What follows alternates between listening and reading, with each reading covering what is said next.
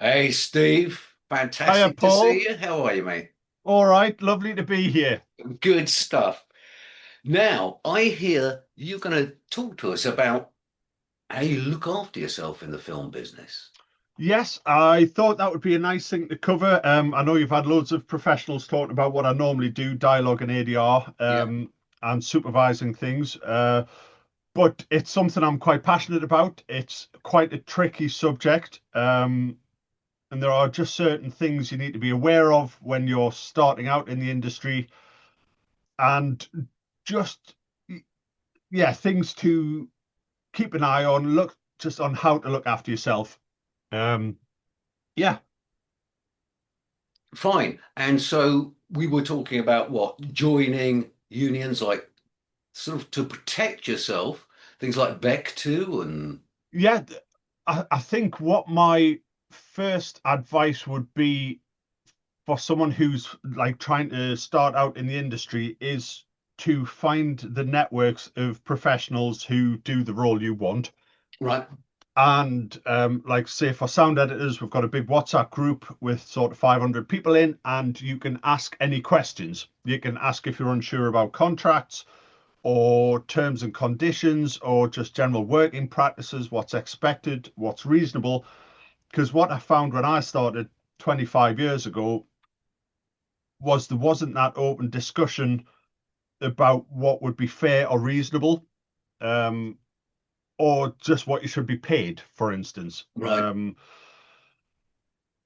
So now, certainly for post sound, there's things like the Back2 rate card, so you can get guidance on what you should be paid.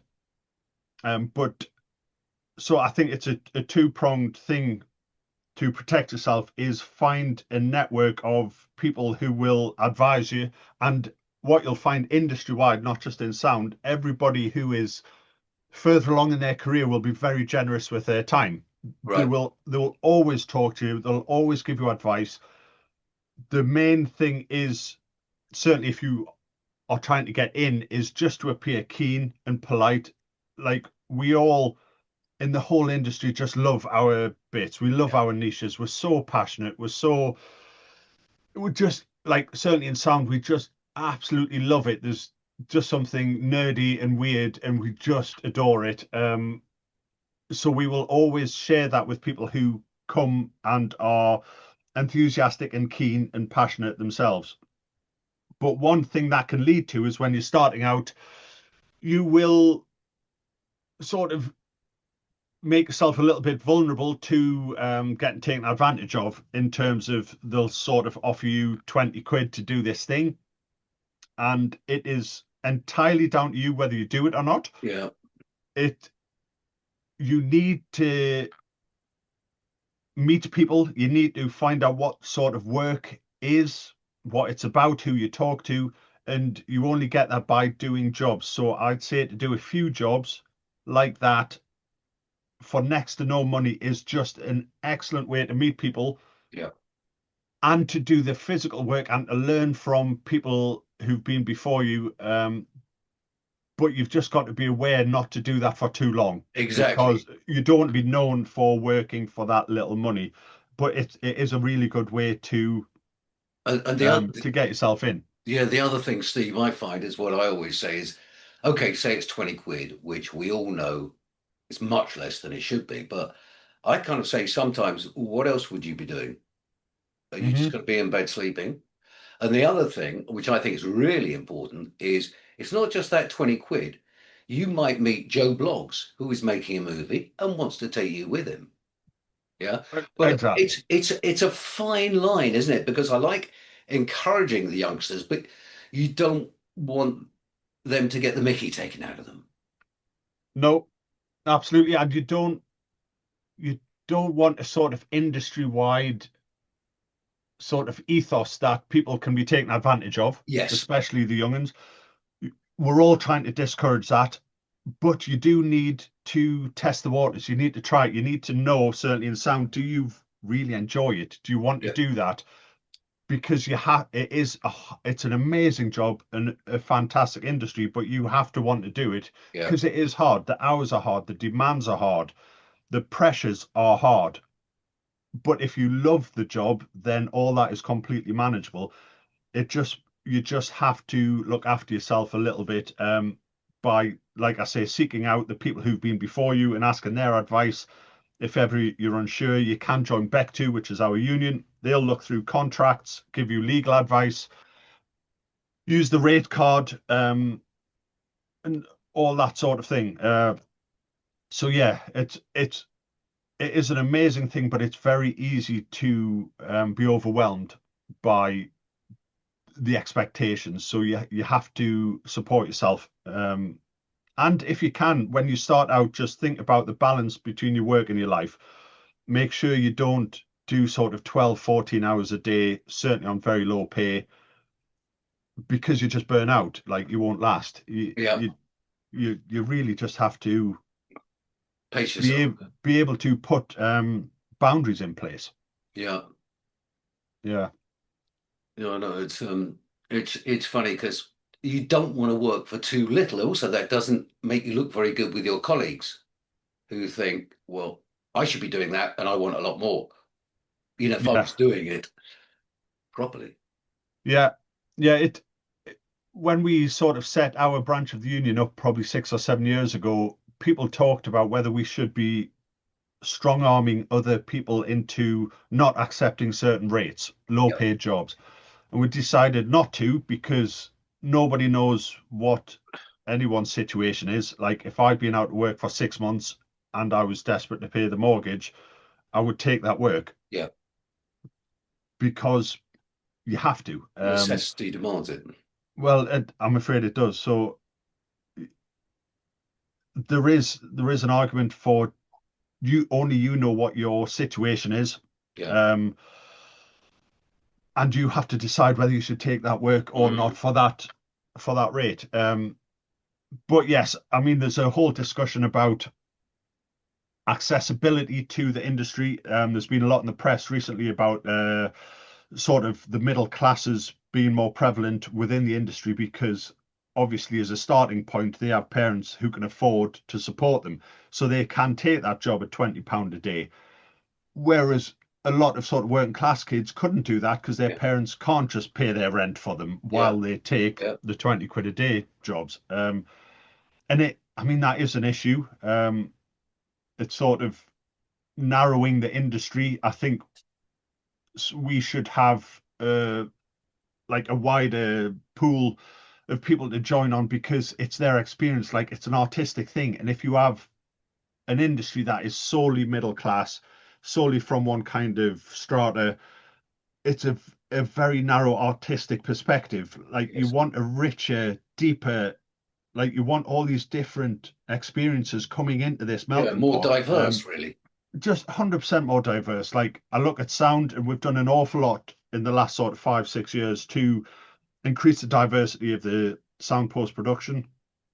And that's been amazing, just getting these different perspectives coming through. I mean, fundamentally, it just mixing up a crew completely changes the dynamic. Like, we went from 10 years ago, it was all just men on a team. Yeah. And then you introduce and just mixed genders, mixed races, and suddenly there's just a much better working dynamic. The output's way better, but the actual working process is way better as well, Yeah. because there isn't just that sort of like testosterone going on. Yeah, You've got different routes of creativity. well, absolutely, and just all these different experiences coming together, like different opinions, different ways of doing things. Yeah, so yeah, I mean, that's a whole other conversation. So yes, it's an amazing industry, but you do have to be aware of your boundaries, and set them for yourself as early as you can. All right. I mean, and I always recommend one of the questions I sort of ask is, are you going to be fully employed or freelance? And if they say freelance, I tend to say, get another job as well. Because it's easy to say, but say, for instance, you get a job and it's 3 months and you're earning £1,200 a week, you get used to it pretty quick. And if you're then out of work for 6 months, you are screwed. Yeah, So I'd say, whether it's a delivery driver, whether it's helping a mate on a building site, just try and have something in the background, Hmm. preferably affiliated to the film business, that you can go back to when there's no projects going. Absolutely.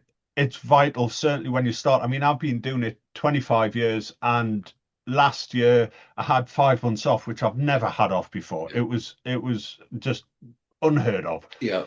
And so I ended up looking for work at a local garden centre, and which didn't come off this next one. I really loved the idea driving a forklift at my local builders merchants because I was doing a load of building work in my garden, and he said, "Yeah, I'll train you on the forklift." And I was like, "Oh, get Brilliant. in, absolutely brilliant, 100% leave Getting my a job lift for up. that." Yeah, exactly. Uh, so I think you can get used to the money coming in. As a freelancer, you have to have at least 3 months' money in the bank. That's just like minimum 3 months, pay the bills money before you spend anything.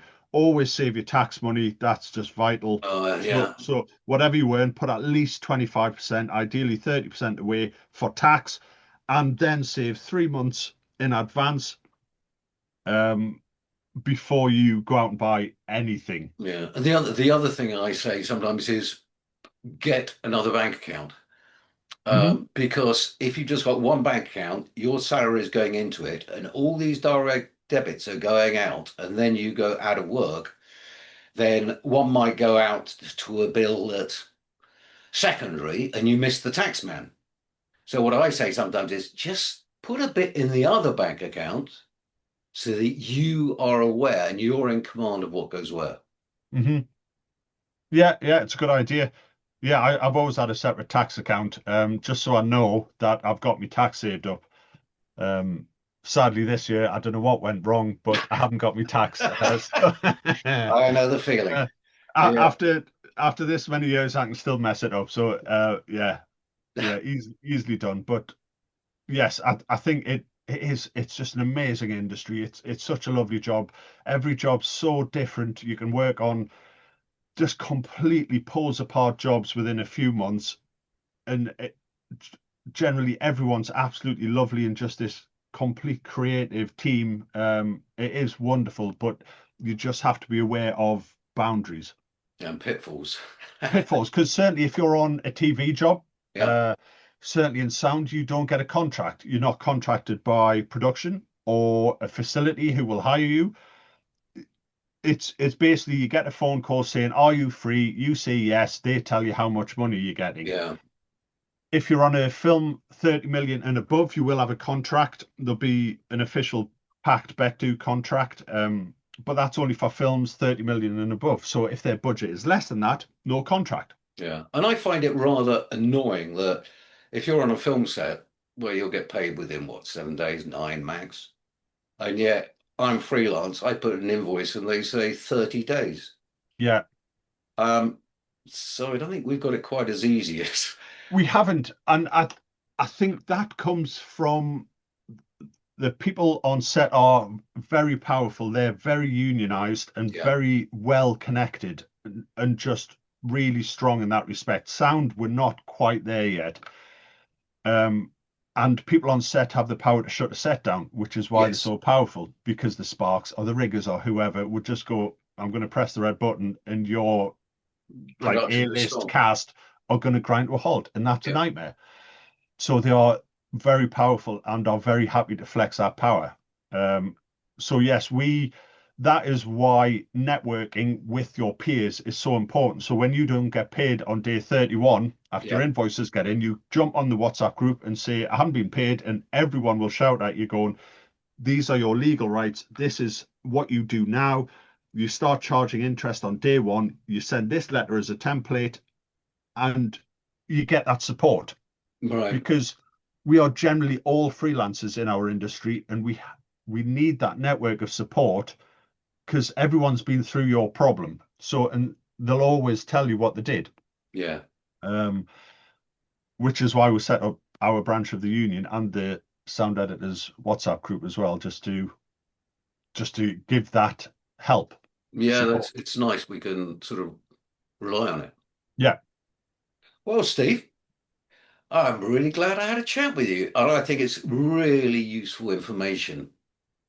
I'm actually glad. help protect the members and give them a Yeah. bit of security. Yes. So Yeah. Just know that you're not on your own.